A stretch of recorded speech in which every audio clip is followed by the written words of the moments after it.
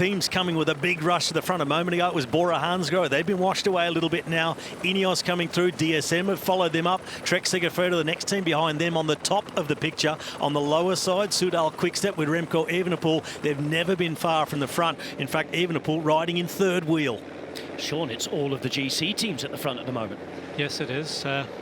GC teams have been bossing it now for a number of kilometres here, and you know, if the GC teams are prepared to do that, sometimes the sprint teams can hold off, and you know, if you have a good number of riders who can ride in this sort of situation, just stay off the front, stay in the slipstream and not get crowded out, just make enough room for yourself that you can get through, and wait, and that is, you know, that's the ingredient to, you know, preparing a really good sprint for your sprinter of the team. Alpecin Koenig make it back to the front through Stefano Oldani. It's all about Caden Groves for them, the Queenslanders. It narrows here, and that was an important move to really get up. Thankfully, everybody's through safe. But look at what it's done, Robbie. If you've lost position here, it could take a couple of kilometres to get back to the front. Yeah, they are the really important points to hit it at the front, because others have got to go in the breaks. They're losing 50, 100, 150 metres. And to make that up when they're riding at 60 kilometres an hour like they are at the moment, that takes it out of the leg. So those points really important. Another one now, little turn to the left, split around the traffic island. Always somebody on the losing end. On the winning end of things, Alpecin Koenig, who've refound their position at the front. You can just see the blue jerseys are bunched up behind. Pustelberger now moving up in the white and blue. On the left, you can see the black jerseys of DSM looking today, we believe, after Marius Meyerhofer. 5 kilometres to go on this second stage of the Giro d'Italia. It's hectic, it's chaotic, it's fast, it's furious, Sean. Yes, it is. It's pretty hectic here, but you know, everybody getting through safe so far. 5 kilometres to go, and we can see here, you know, the change of teams on the front all the time. We're going to see more of that now inside this final kilometre, where there will, you know, other teams just they've been waiting, sitting off, and when you get into that final run where it gets very, very dangerous, the roundabouts we're talking about, the turns, the right-hand turn, that's where the teams will really be thinking, and that's where they'll be getting the call from the director sportifs. Now, guys, you have to get into the top 10 or 12 riders, and that's where a lot of the teams will get the same orders, and that's where the problems can come. 1.4 kilometres to go is the magic number as far as the roundabout's concerned. Just 1,200 metres now. In time, it turns to 1 kilometre, as I finish the phrase, for the GC times to be taken, and that sigh of relief, Robbie McEwen. Well, look, another narrowing now in Alpecin Koenig. They've made their run to the front at the perfect time, bringing Caden Groves, but right in the middle, the pink jersey, Remco Evenepoel looking relaxed, perfectly positioned. Big switch out and a crash. There we go. They're down on the right-hand side, down, and it's just before that moment. Riders down. Riders down.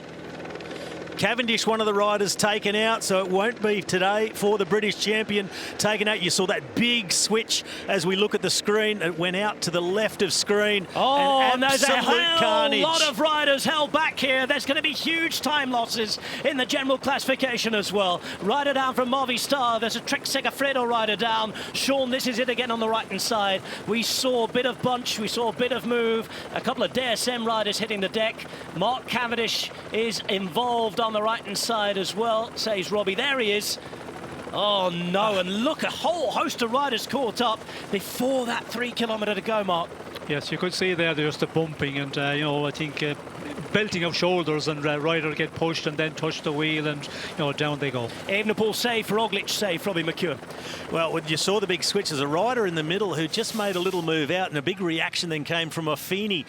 He moved out to his right-hand side, and it just went like a cascade down the peloton, and then eventually took riders out and overlapping wheels. Cavendish was almost stopped and avoided it, and somebody else hit him. You saw him cover up, but all the rest had already come to a standstill. But that's taken him out of it and really narrowed the bunch down with 2.5 kilometres to go. Gentlemen, I'll see you on the other side. Thanks, Robbie. We're going to have implications in the general classification, I'm afraid, after that.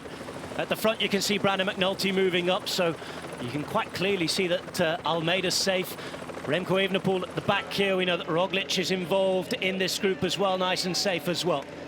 Through the centre, it's Michael Matthews hoping to try and take a stage win. David Decker, one of the sprinters who's still there as well. Caden Groves in a good position, and Arne Marit on the left-hand side. 2Ks to go, Sean, and they're chasing on back. Those involved in the GC trying to save the day. Yes, well, we can see there is, looks like a split here. If we could just pan back a bit, it looks like there's a gap here between this leading group and back to the riders, who had to slow up quite a lot with that crash there.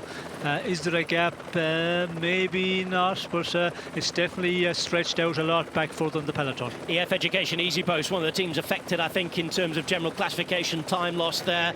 Mats Pedersen, whose team's ridden all day, he's out the game as well, I'm afraid. And we're coming up to that roundabout now, 1.4 kilometres to go. There'll be less riders involved there, but it's a chance where everybody has to be very, very careful. Here we go then, left turn, long way around.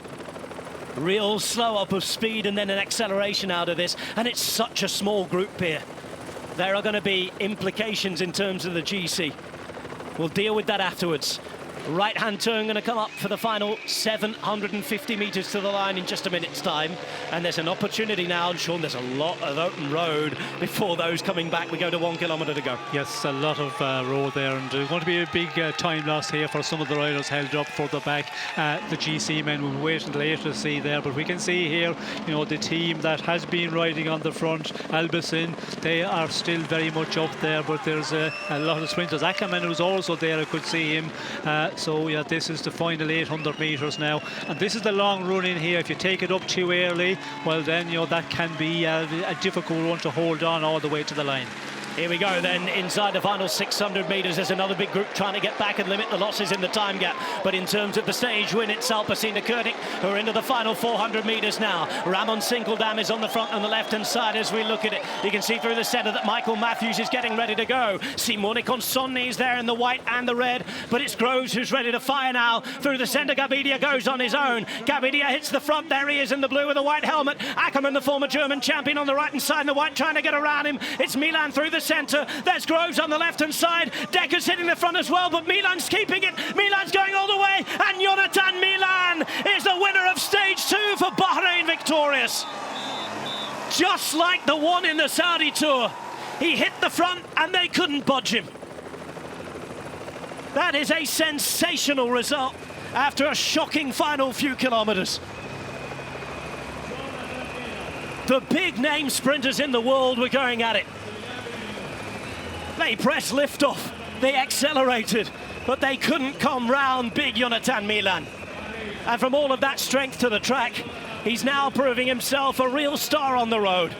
Jonathan Milan is a Giro D'Italia stage winner on a day where we may be counting the cost of some very big names